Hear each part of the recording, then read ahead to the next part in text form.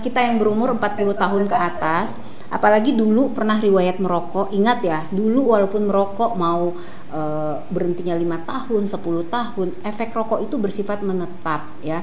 Efek apa sih itu yang bersifat menetap? Pak Seto dulu merokok nggak? Oh, Dulu. udah lama dok, zaman kuliah tapi praktik dok, Iya. kadang-kadang. Oh ya ya, nggak apa-apa, nggak apa-apa. Kadang-kadang kalau nggak sabar. Ya udah, mau Di WC aktif, ya? mau aktif, mau pasif yang aktif ya. Pasif yang aktif tuh maksudnya dia udah tahu teman yang ngerokok ya dia tetap aja nongkrong gitu kan sama temennya, maksudnya gitu ya. Nah itu otomatis dia kan menggagalkan pertahanan pernafasan ya, dimana banyak bulu-bulu. Nih kita ibarat bulu hidung nih sampai ke bawah tuh ada bulu-bulu yang tugasnya adalah mengantarkan lendir ke atas untuk dikeluarkan.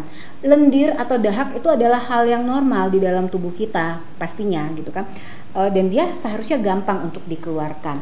Tapi untuk pasien-pasien dengan paparan pajanan rokok, kompor, asap, tukang masak tuh ya, industri gitu kan, ya khususnya rokok yang pasti yang langsung tuh rokok itu dia menghancurkan bulu-bulu tersebut sehingga tidak ada lagi yang mengantarkan dahak-dahak itu keluar, sehingga banyak pada usia 40 tahun muncullah penyakit yang namanya PPOK. Jadi PPOK itu penyakit paru obstruktif kronis yang karena paparan terus-menerus gas atau zat yang berbahaya ini paling banyak kita diagnosa adalah di atas umur 40 tahun. Itu diawali dengan gejala udah nggak enak nih, dahak udah susah keluar, kalau batuk tuh nahan banget, dada rasanya nggak nyaman gitu ya.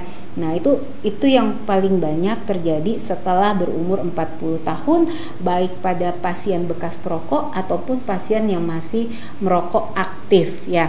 Terus bagaimana nih caranya Bapak yang bekerjanya di ruang industrial untuk mencegah? Ya mencegahnya ya pertama, pola hidupnya harus sehat. Olahraga pasti harus olahraga teratur.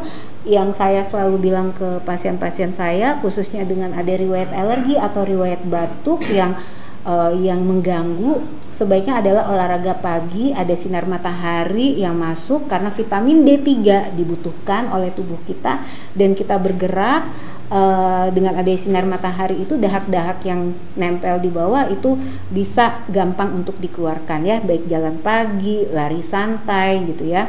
Kemudian makanan sehat ya, makanan yang tinggi antioksidan. Dan kalau untuk menanyakan vitamin, bagi saya untuk paru yang paling penting adalah vitamin C dan vitamin D3. Untuk Bapak yang sudah berumur 40 tahun boleh ditambahkan omega 3 sebagai tambahan antioksidan, dan karena itu bagus untuk pembuluh darahnya juga begitu Pak. Jadi intinya dari semua ini adalah supaya Bapak tidak terkena pneumonia kembali, sadar diri, tahu kapan harus istirahat, tahu kapan harus menghindar terhadap asap-asap rokok maupun asap pembakaran sampah itu mencetus. Yang ketiga adalah tahu bagaimana cara untuk meningkatkan imunitas tubuh dengan memperbaiki pola hidupnya menjadi lebih sehat. Begitu Pak, kira-kira Pak.